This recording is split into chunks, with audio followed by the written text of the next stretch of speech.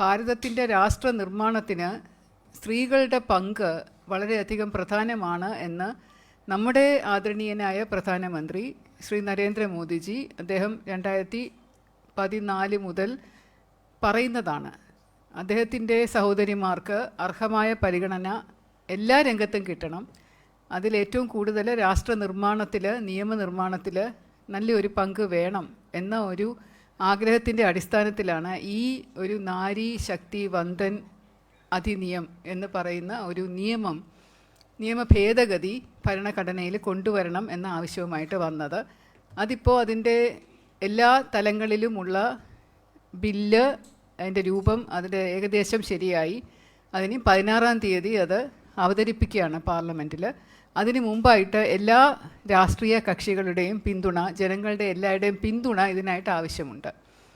അപ്പോൾ അതിൻ്റെ ഒരു ചെറിയ പശ്ചാത്തലം പറയുകയാണെങ്കിൽ, നമ്മുടെ ഭാരത ഭരണഘടനയിൽ സ്ത്രീകൾക്ക് തത്തുല്യ സ്ഥാനം എല്ലാ മേഖലയിലും പുരുഷന്മാരോടൊപ്പം കൊടുക്കുന്നുണ്ടെങ്കിൽ പോലും പ്രത്യേക നിയമം ഇല്ലാത്തത് കൊണ്ട് ലോക്കൽ ഗവൺമെൻറ്റിനും, അതായത് പഞ്ചായത്ത് തലത്തിലും മുനിസിപ്പൽ തലത്തിലുമുള്ള അഡ്മിനിസ്ട്രേഷൻ്റെ സമയത്തോ അല്ലെങ്കിൽ നിയമസഭയിലോ ലോക്സഭയിലോ ഒന്നും സ്ത്രീകൾക്ക് അതിൻ്റേതായിട്ടുള്ള പങ്കുണ്ടായിരുന്നില്ല.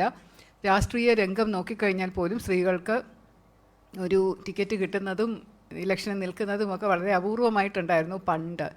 അതിന് ശേഷമുള്ള 73-ഉം 74-ഉം നിയമസഭാ ഭേദഗതികൾ വന്നതിന് ശേഷമാണ് 33% സംവരണം തദ്ദേശ സ്ഥാപനങ്ങളിൽ വേണം എന്നുള്ളൊരു നിയമം വരികയും അതനുസരിച്ച് 1995-ലെ തിരഞ്ഞെടുപ്പ് കേരളത്തിൽ വന്നപ്പോൾ 33.5% സ്ത്രീകളെ വെച്ചുകൊണ്ടാണ് അന്നത്തെ തദ്ദേശ തിരഞ്ഞെടുപ്പ് നടത്തിയത്. അതിന് പിന്നീട് 50% വരെ ആക്കാമെന്നുള്ള ഒരു സർക്കാർ കേന്ദ്രത്തിൽ നിന്ന് ഉത്തരവ് വന്നതിൽ പിന്നെ പല സംസ്ഥാനങ്ങളും 50% ആക്കുകയും അങ്ങനെ 2009-ൽ കേരളത്തിലും 50% റിസർവേഷൻ വെച്ച് തദ്ദേശ സ്ഥാപനങ്ങളിലെ ഇലക്ഷന് തിരഞ്ഞെടുപ്പിൻ്റെ സമയത്ത് കൊടുക്കുകയുണ്ടായി. അപ്പോൾ ഇപ്പോൾ നമ്മൾ കാണുന്നത് എന്താണ്? വളരെ നല്ല രീതിയിലാണ് തദ്ദേശ ഭരണം നടക്കുന്നത്.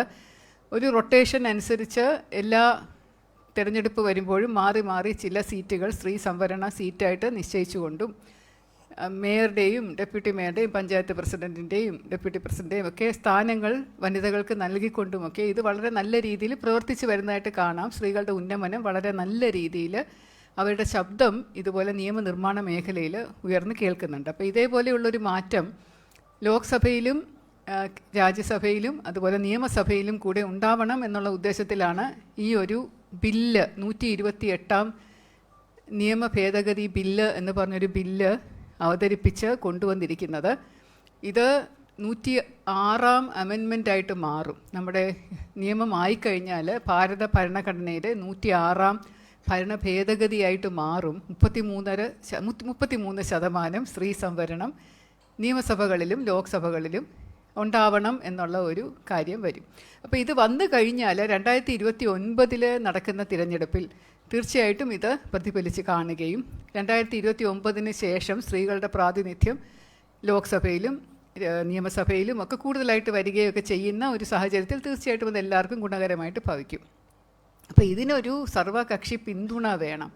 എല്ലാ പാർട്ടികളും അവരുടെ പിന്തുണ ഇതിന് കാലാകാലങ്ങളായിട്ട് നൽകിയിട്ടുണ്ട്. കാരണം വനിതകൾക്കുള്ള ഒരു ആദരവ് എന്ന് പറയുന്നത്, അല്ലെങ്കിൽ അവർക്കുള്ള പരിഗണന എന്ന് പറയുന്നത് ആർക്കും അവഗണിക്കാൻ പറ്റുന്ന കാര്യമല്ല.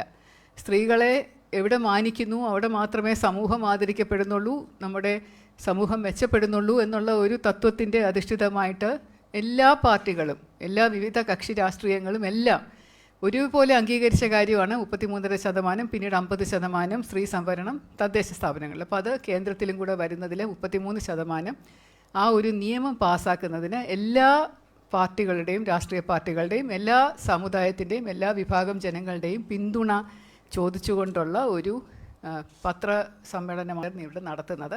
അപ്പം ഇന്ന് നമ്മുടെ പ്രധാനമന്ത്രി ഒരു ഓൺലൈനായിട്ട് എല്ലാവരെയും കണ്ട് ഇതിനെക്കുറിച്ച് അഭിസംബോധന ചെയ്ത് സംസാരിക്കും.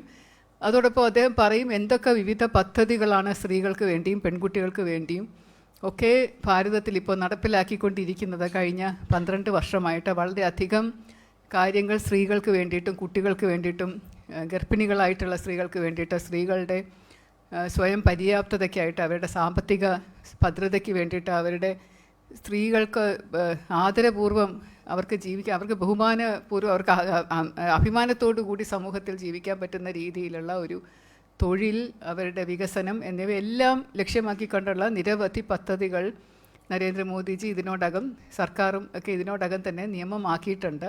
അതോടൊപ്പം ഇതൊരു വലിയൊരു മാറ്റം നമ്മുടെ സമൂഹത്തിൽ, ഭാരതത്തിൽ സംഭവിക്കും.